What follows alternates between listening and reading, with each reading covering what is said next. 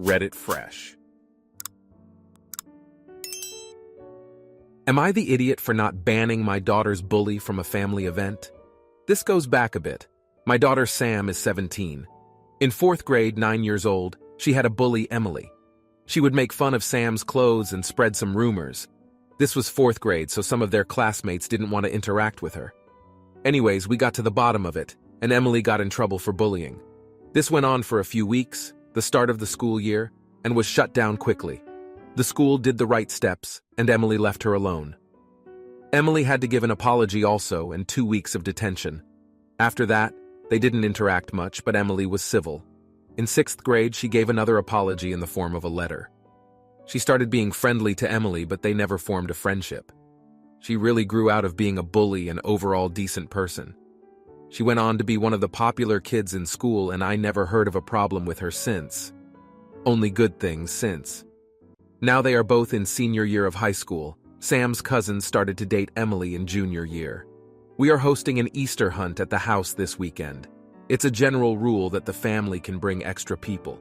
Sam's cousin is bringing Emily. I learned this today. Sam was pissed and told me to ban her from coming. I told her no, and an argument broke out. She doesn't want her bully at the event, and I told her this happened when she was 9 and that she needs to get over it. My other daughter is on her side, but the rest of the family really thinks it's time to move past this. It's been 10 years and Emily has been nothing but nice since. Edit. She is not being bullied.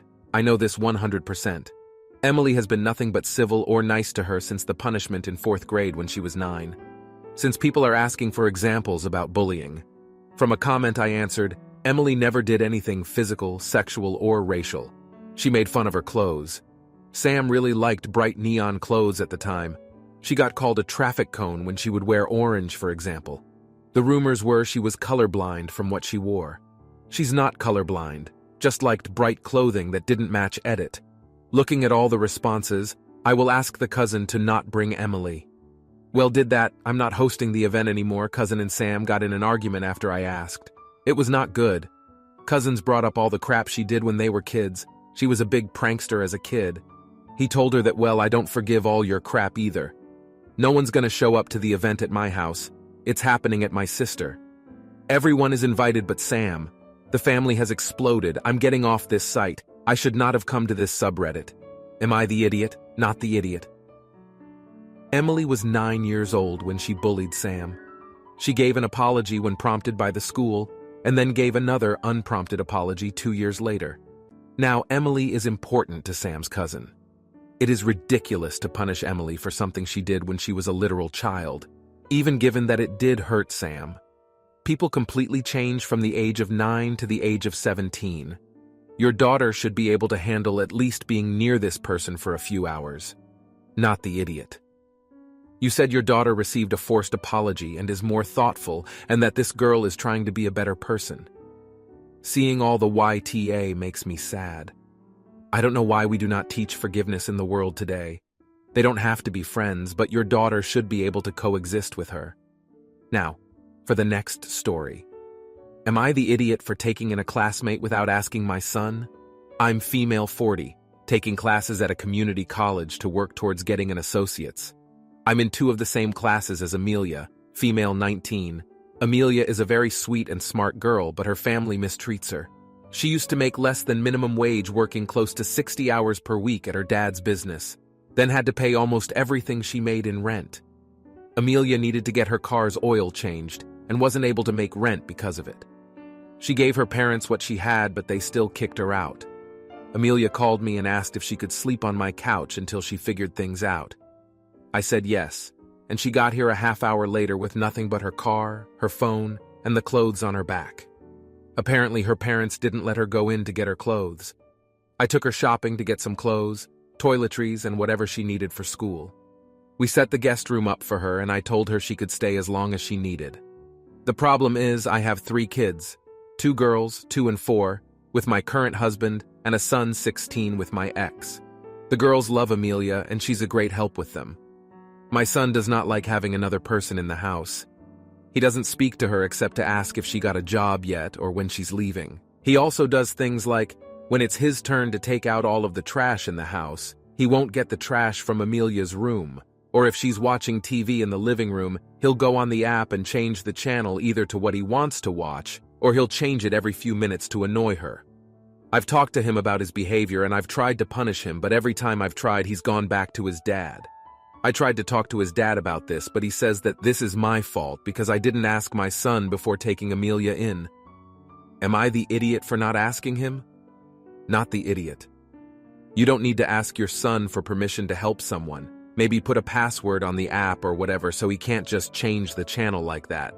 You also need to sit both your ex-husband and son down and talk to them about being civil towards others and about accepting the consequences to their actions, and how your ex-husband needs to stop letting your son get away with shitty behavior, which would include running away to daddy anytime he gets punished over at your house. You're the idiot.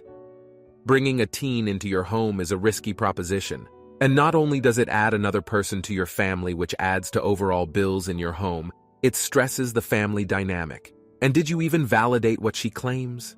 Have you ever met her family? Or have you just gone by whatever she's shared with you, which obviously paints her as an all-around victim of a harsh family? Your son either senses something is off with her, or is uncomfortable around her for a reason. Situations like this never end well, and that's if you will even be able to get her out of your home smoothly. Now, for the next story. Am I the idiot because I told my daughter to help around the house or move out? My husband and I live together with our 4 kids. Our eldest is 19F, and then we have a son, 14, and 4-year-old twins. Daughter chooses to not go to college and instead has a job. She works as a receptionist. Husband is a lawyer and is working most of the time, even after he gets back home. However, he helps with whatever he can. I'm a stay-at-home mom, and I'm in charge of most of the household chores. My daughter does nothing around the house. She works from 5 every weekday.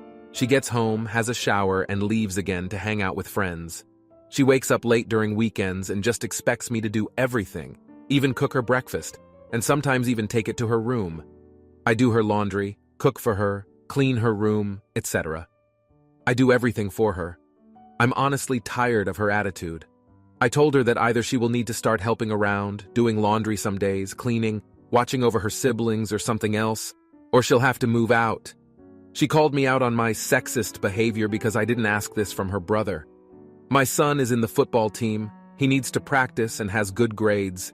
There's not a reason to ask more of him. I told her that and she called me an idiot. I told her if she wants to play to still be a teenager, then she's grounded now. She can only leave the house to go to work, and she can't hang out with friends. My husband supports my decision. So far, she's been obedient and doesn't hang out with friends anymore, but she also doesn't talk to her dad or me. My parents-in-law have tried to tell us we should let her be an independent adult, but we have told them they can't tell us how to parent our kids, which has led to an argument with them as well. Am I being an idiot here? ETA. She's not paying rent or contributing with money at all. Everyone sucks here. You are right that she does need to help around the house. She is also right that your son also has to help around the house. Just because he has school doesn't mean he doesn't need to learn how to perform basic chores. He is 14. Note 4, more than old enough for most of the housework. Everyone sucks here. You could first try not doing her laundry or taking her breakfast in bed before you jump to grounding her. Stop doing everything for her. Children learn what they're taught. Start teaching your son before he ends up as entitled as his sister. Now, for the next story. Am I the idiot for telling my boyfriend that the hilarious videos he sends me are fake? My boyfriend sent me a video that he found hilarious. It was the one where people are on a Zoom call, and one guy thinks he turned his camera off and goes to get lotion and tissues while his colleagues all shout at him in horror. I knew halfway through the video that it was fake. I told him that has to be scripted. He replied, "I really hope it isn't." I was curious, so I went on the web and found out it was actually an ad for an adult website. I sent the link to him. He got really upset that I felt the need to prove him wrong. He said everyone else he shared the video with just laughed and moved on.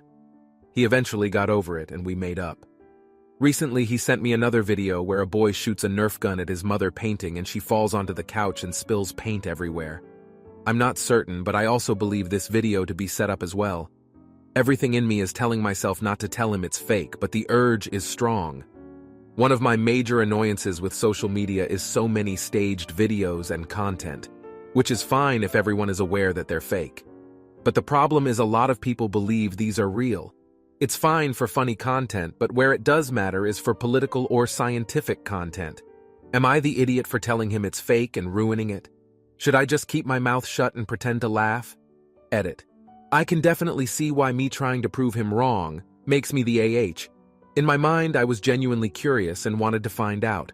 Sort of like when you see an actor on a show and you're convinced it's X, and someone else is convinced it's Y, and you look it up out of curiosity. I can see why that would be annoying, though, if someone is proved wrong. Also, yes, I know that movies and shows are fake, but if someone else tried to tell me, I hope they're not fake, that would be concerning. I can see where I'm wrong about the political or scientific content, since what he sent me was neither.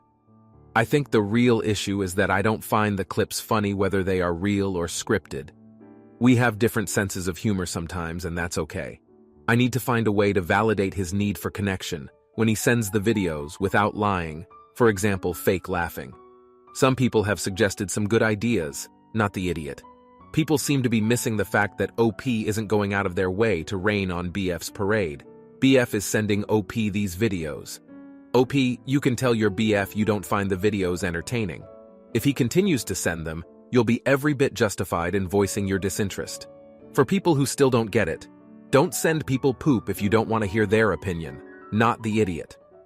My ex-husband insisted, this was largely before social media, that the pictures in Playboy, etc. were not airbrushed or altered in any way. And they never lied about their weight. Sure, you are 5'8" inches with enormous boobs and weight 95. I, of course, had to seek out every bit of documentation I could find to prove him wrong. I should have paid heed to the giant red flags waving everywhere. Now, for the next story. Am I the idiot for telling my wife she was being childish and unreasonable for trying to make me choose between her or my mother? My wife and I have been together for 10 years and married for 3. My wife Jane Doe is 29 and myself is 28. Generally speaking, during our years together, we have never really gotten into fights or been at each other's. Sadly, that has changed over the last year, ever since my mother was diagnosed with Alzheimer's, and I made the choice to care for her using my own funds, since my mother has no assets. Recently, we got into a fight because as of late things have gotten tighter financially. We are not struggling, but our lifestyle has become rather limited compared to what it was prior to me taking care of my mother financially. I have also been less available because I took on a different role at the job, higher pay, but more responsibilities and longer hours. She has been trying to get me to place my mother in a Medicaid-funded nursing facility, and she knows how I feel about that. We both work in the medical field, and we both know exactly what will happen to a case like my mother who is fully ambulatory, but requires hand-over-hand care, but can be combative with strangers because she is oriented to the person rather than the place. I told her even if we went with her idea, does she really think that will make things better? I will still go visit her often just to make sure they are doing right by her, and a private memory care facility would be 2 to 3 times as much as what I am currently paying for her home care. Then she asked, what about us though? We are young.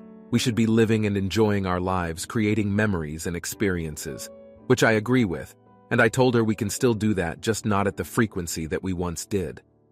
Then she started to tell me everything I already knew, and at this point I started to lose my cool. I know it is progressive. I know at one point if she lives long enough she will need skilled nursing care. I know spending nearly 6-8K a month of her expenses is not financially sane. She is my mother, though. Everything I have is because of her. She made countless sacrifices to raise me by herself, and it was not easy raising a kid, let alone one on the spectrum, working multiple jobs by yourself. My wife knows this, and knows how much my mom means to me. She tried to play if your mother was of sound mind. She would want you to enjoy and live your life and be happy.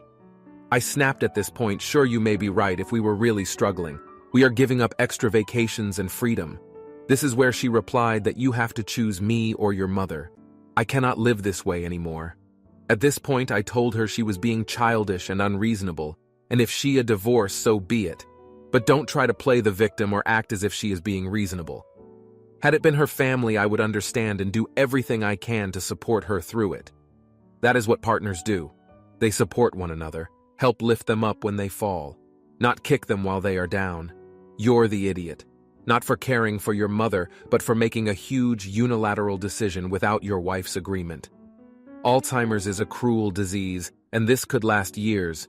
Your wife isn't wrong to feel the way she does, especially given the impact this is clearly having on her. You're the idiot. I sympathize with you, but I also work in elder care and understand fully how you're wrecking your wife's life.